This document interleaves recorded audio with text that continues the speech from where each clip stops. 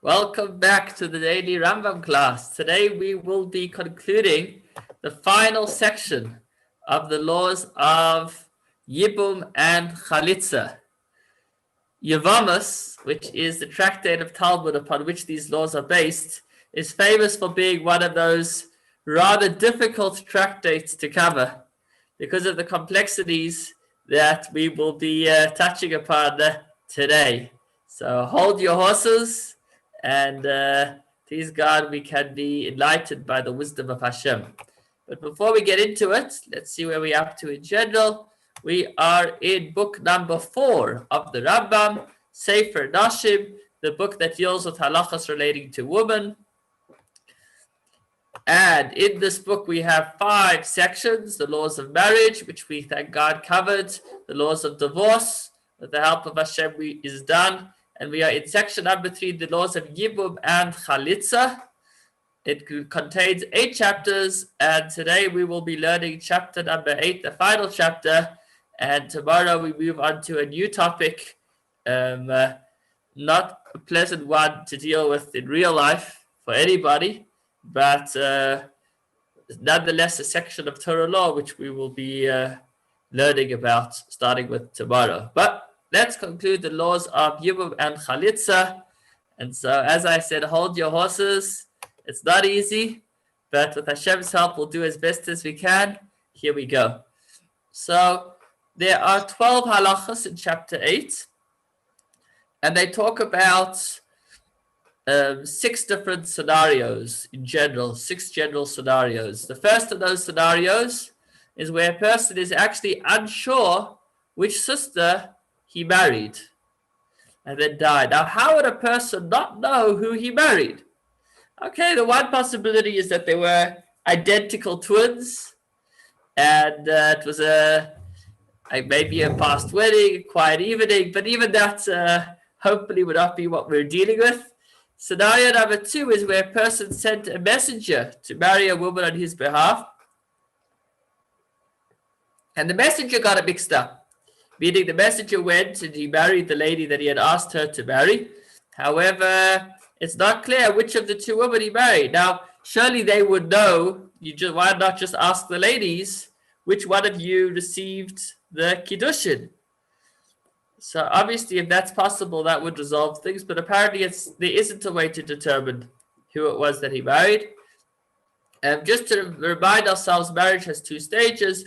Only the second stage of marriage is where the woman is taken into the man's home. But the first stage of marriage is simply where betrothal, where he gives her a ring and says, "Arat Mukadeshesti," and at that point they are halachically married, or whatever you call it, whatever description. But at that point they would need a get, they would need a divorce. So not necessarily do they actually ever even live together, or do they even ever see each other. By him just sending a ring to his wife or to this woman and her accepting it, they would be married. And he's not sure who it is that he married. Now, it gets a little more complicated because he died. Now, what's complicated? If he died, then it's over.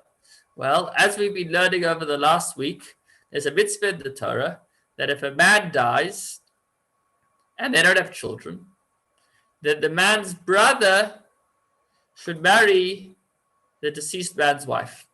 This is called Yibum. Or if he can't marry her, he should do Chalitza, which is a process where they decide that they want to terminate the connection. Now, the question is, since this man is not sure which woman he married, or was not sure, now he's dead, so one of these 2 women, the one that he did marry, has a connection to this deceased man's brother, and we don't know which one of those 2 women it is. So how do we go about it? That is the first scenario. I made a little diagram as far as I could go, so I hope this doesn't already confuse you, but it is fairly simple. We have over here 2 brothers, and over here we have 2 sisters. Now, one of the 2 brothers married one of the 2 sisters. We know which brother married one of the 2 sisters. It was this man over here on the left, but we're not sure which of the 2 sisters he married. And then he died. So now our question is, what does this man do? What does the deceased man's brother do? Can he now marry one of these two girls or perform Yibum? Or should he perform Chalitza? What would you say?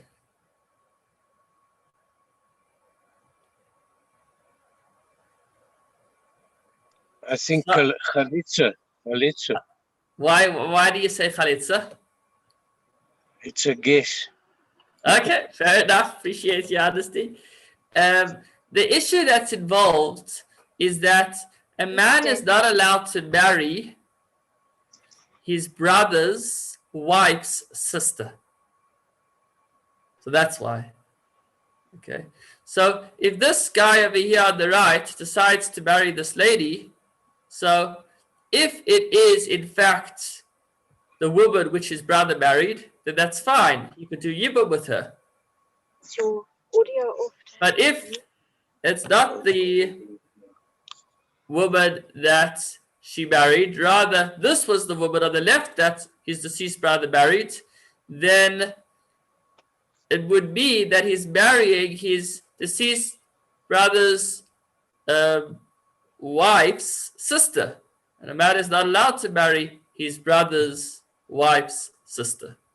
So therefore, as you said, quite right, perhaps you had some divine assistance there, David, he needs to perform Chalitza to both women, because he doesn't know which of the two women it was that he married. Let's see that in the diagram. So that little dotted line means that he needs to disconnect from the woman on the left by performing Chalitza, and that little dot line means he needs to disconnect from the woman on the right. Let's see that in the words of the Rambam.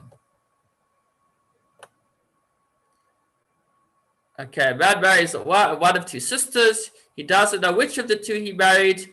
He dies childless.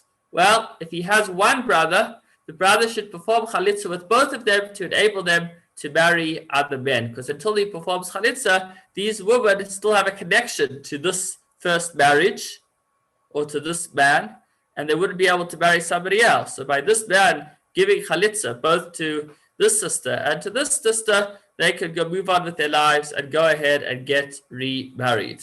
Now the next scenario is if this man that died didn't just have one sister, he had one brother, he actually had two brothers.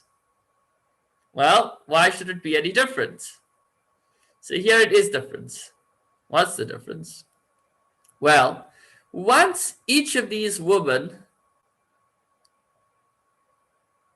let's put it this way actually. Once a woman receives Chalitza, then that terminates the relationship of all sisters. Okay? Meaning, let me say it in other words. This man was only married to one woman. He wasn't married to both sisters. A man is not able to marry two sisters. So he was only married to one of the two sisters. We don't know who it is. Now, once that lady who was married to him has Chalitza performed, then that relationship is over, and her sister would be allowed to go ahead and marry a brother of the deceased, since the relationship was already terminated. So just a simpler scenario, if a man is not allowed to marry two women if they are both alive, meaning if a man marries a woman and gets divorced, he's not allowed to marry her sister. But if the first wife died, he is allowed to marry her sister. Why? Because the first relationship was terminated. I actually know of a family, tragedy befell them. The mother passed away, and she had a sister that had never been married, and she actually married her late sister's husband and took on the family. There were a few young kids involved. So once the first relationship is terminated, then a brother of the deceased may marry a sister of his deceased or non-deceased, or again, simplify it. If a man's wife dies, he can marry his wife's sister because she's dead. So now it's back to the scenario. Once one of the two remaining brothers performs Chalitza to one of the ladies, so then at that point, if let's say this was the lady, the one on the left, let's say she's the lady that the brother that died married. So once his brother performs chalitza to her, that terminates this marriage. And so the second brother would be allowed to go ahead and marry the sister. And if it's in the reverse order, it's also fine, because if the brother that died didn't marry the lady on the left, but the lady on the right, so then this first brother performed chalitza to somebody that he didn't need to perform chalitza to, because it wasn't the lady he married. But the second brother, when he marries the second sister, can actually be performing Yibum. So that works as well. So just to see that in motion. So the first brother will need to perform chalitza to one of the to one of the sisters, and then the second brother can go ahead and marry the second sister. Let's see that in the words of the Rambam. If he has two brothers, one of them should first perform chalitza with one of the sisters, and the other should perform Yibum with the other one, because of the following rationale.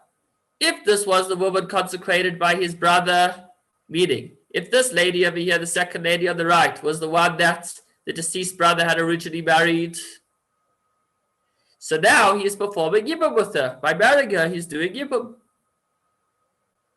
If she is not his brother's wife, meaning if his brother married the woman on the left, he has married a woman permitted to him like any other woman. And chalitza has already been performed for her sister, which is his brother's wife. Okay, now that's what you can do. What can't you do? One should not perform Yibum with one of the women first. So you can't, go back to this diagram, you can't first have one of the brothers doing Yibum. Why not? For perhaps if this brother goes ahead and does Yibum to this sister, but really his deceased brother married the other sister, then it means that there's still a connection to the first marriage, because he married this lady and chalitza was never performed to her, and so therefore his brother, since chalitza was never performed to her, that marriage was never completely absolved, and so the brother is now marrying a sister of his deceased brother's wife, which is not allowed. So it has to be in the order that we mentioned. First chalitza, and then Yibum. But if you first were to do Yibum, then that wouldn't work.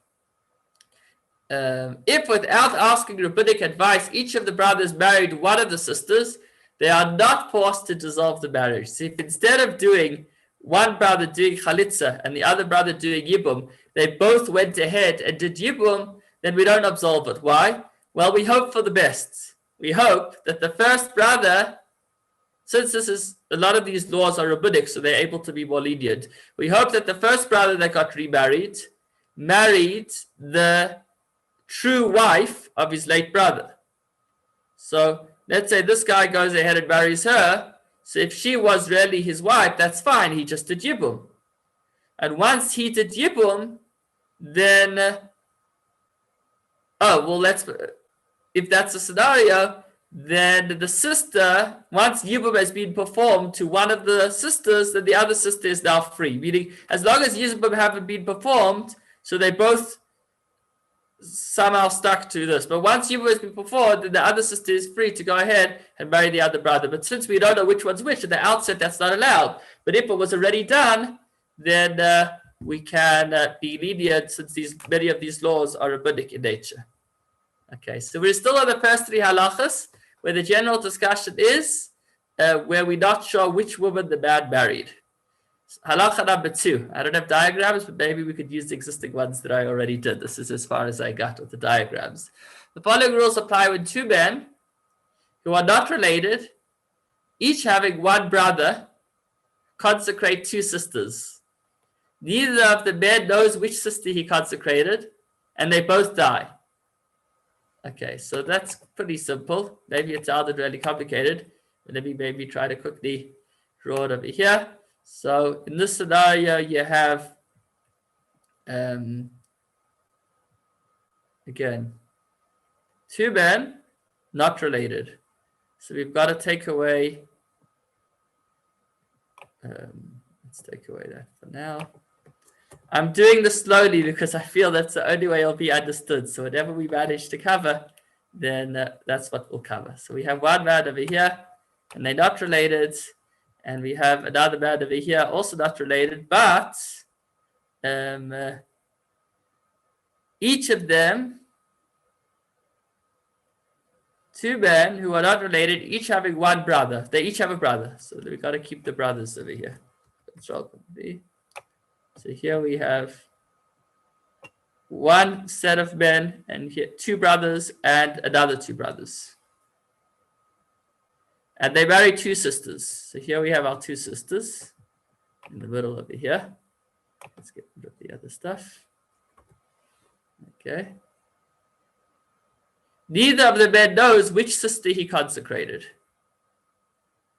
So each of these men married one of the sisters. So I'm just going to point it to the middle because I don't know which one it is that they married.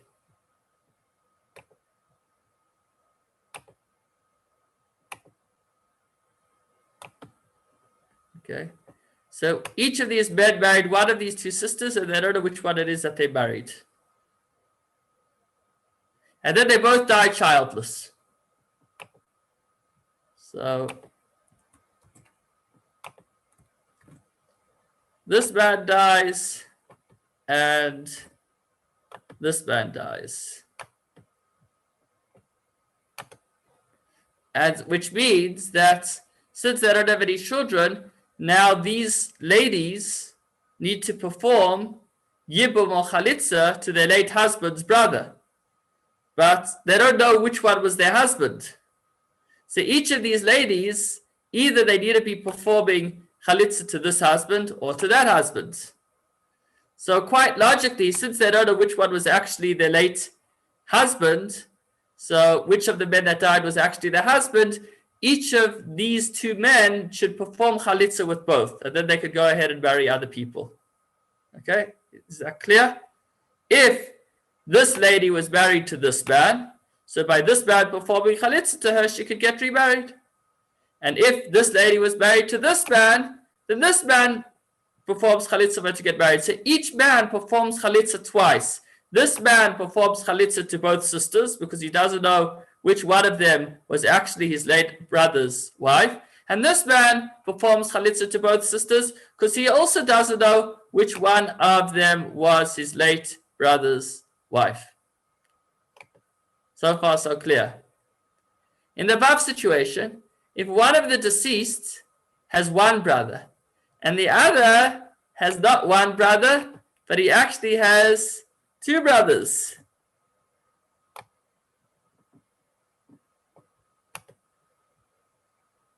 the one brother should perform Chalitza with both women. So this man will perform Chalitza with both women. And then one of the two brothers should perform Chalitza with one woman first. And the second one should perform Yibum with the other. Sure.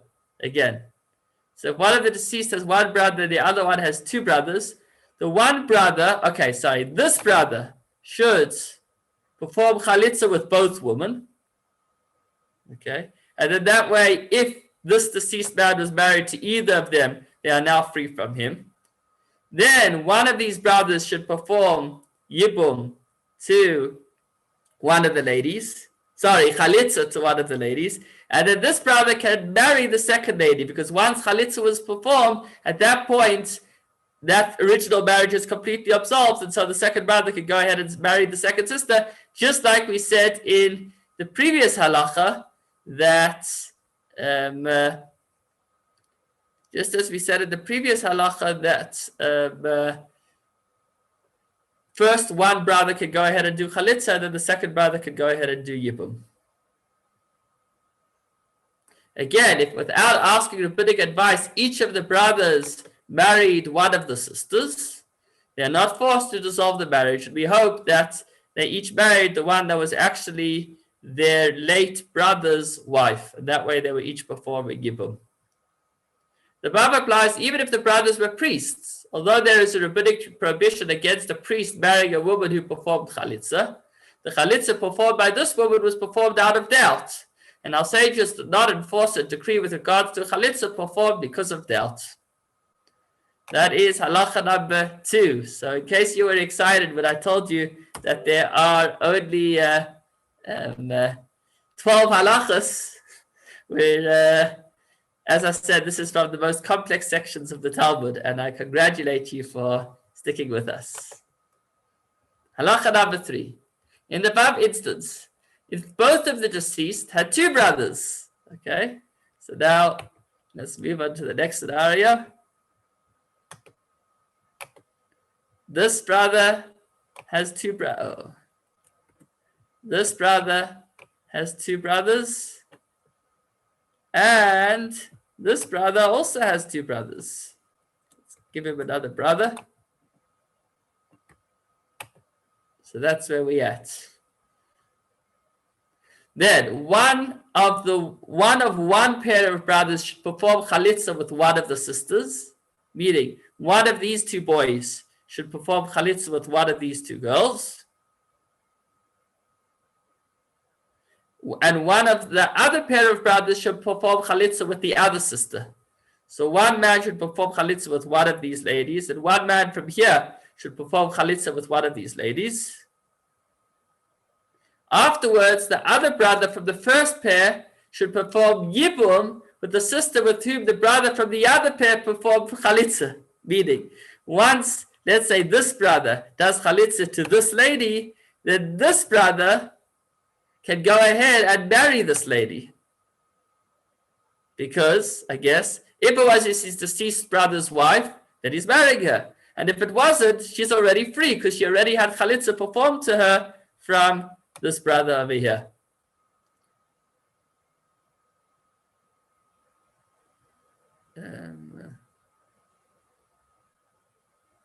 And the other brother from the second pair should perform yibum with the sister with whom the brother from the first pair performed chalitza, and the other way as well. If this brother had performed chalitza with her, then this brother can go ahead and now marry her, because either way it will work.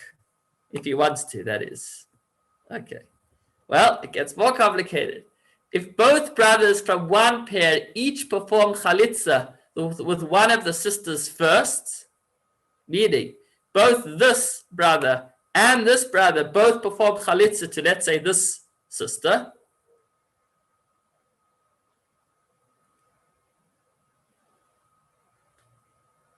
then the brothers from the other pair should not perform yibum. Why? Because it could be that this guy got it wrong.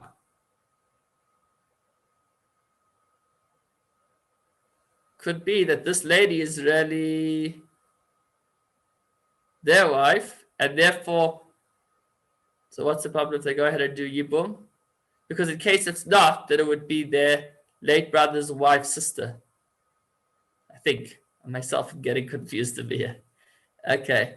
Instead, one should perform chalitza with one of the sisters first, and then his brother should perform yibum with the other. If without asking rabbinic advice, each of the brothers married one of the sisters, they are not forced to dissolve the marriage. So the same principle, since there are a lot of doubts involved, after the fact, if it already happened, then we hope that they each married the one that they were actually would have been allowed to had they known which woman was which.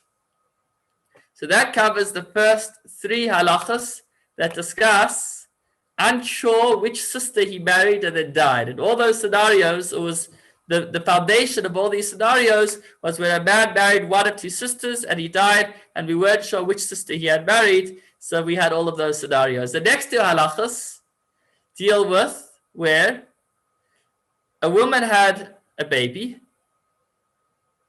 okay, and her child also had a baby.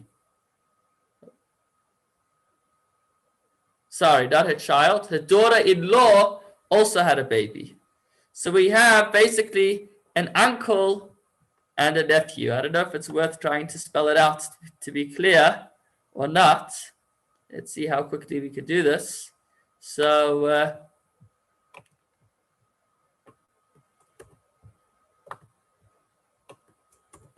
here we have a woman, and she has a baby. This is the baby that she has. vacuum small. And then her son's wife also has a child. So this is the baby. Then she has another son who's already grown up.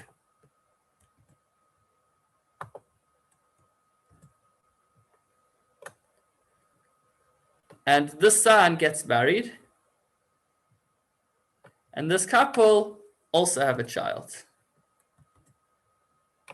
But the problem is that somehow, as the mother and her daughter-in-law both had a child at the same time, these two children actually got mixed up. And so they don't know which child is the mother's child and which child is the daughter-in-law's child. That is the scenario that the next two halachos deal with.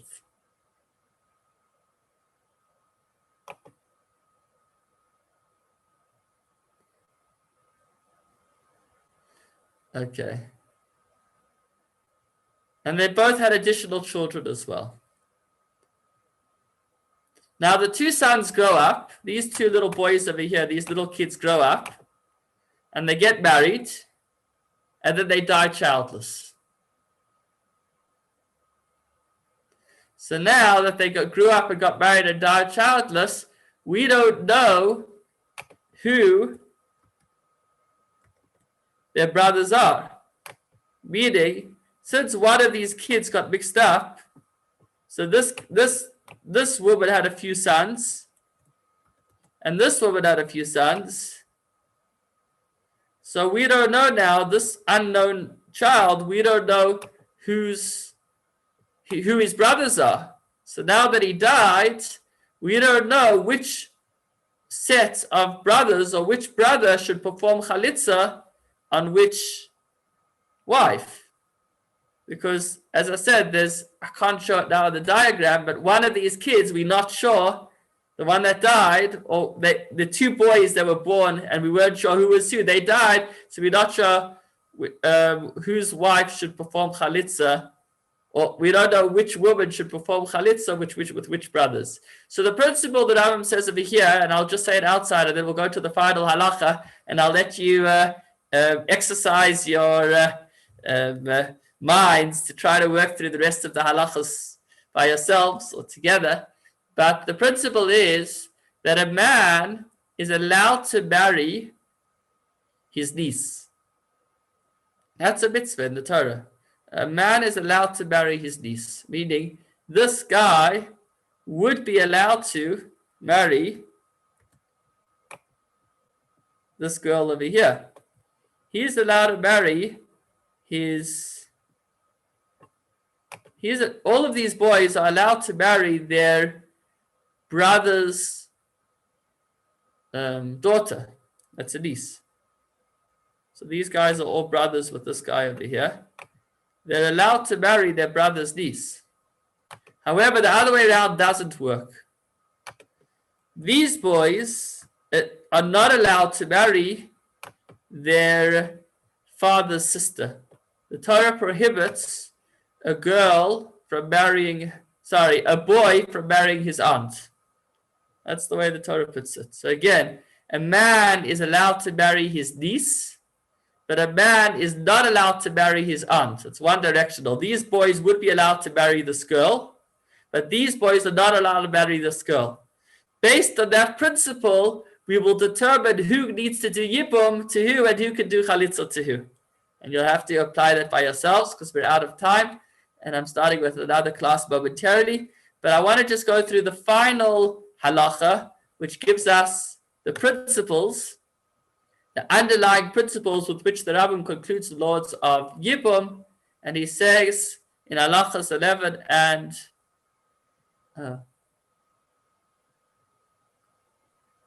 okay, this is actually halachas 12 and 13. I see that was a mistake. Don't know what happened to 11. Following the above, when dealing with questionable situations of this nature, one should always have the following principles at hand. Number one, When there is a doubt whether a woman is required to perform chalitza with a particular man or not, she is not allowed to marry another man until that first man performs chalitza with her. That's principle number one. A woman is not allowed to get remarried until her deceased husband's possible brother or possible deceased brother's possible brother performs chalitza with her. Whenever there is a doubt whether a woman is forbidden to engage in relations with a man, whether because of a scriptural prohibition or rabbinic, so she is not allowed to do yibum with him. So even if it was only the rabbis that said a woman can't marry a particular man, she still wouldn't be allowed to do yibum with him. Principle number three, whenever a woman has performed a superior chalitza or performed acceptable relations, another woman who was married to the same husband is permitted to marry another man. Meaning, once a deceased man has one of his wives perform yibum or chalitza, then the remaining wives will be free to remarry. Following the above patterns, you'll be able to understand and rule with regard to any questionable situation that will arise with regards to yibum and chalitza. For we have explained all the fundamental principles on which one should rely. You will know who should perform chalitza, who should perform yibum, who is not obligated to perform chalitza or yibum, and who is fit to perform yibum. With Hashem's help, this concludes the laws of yibum.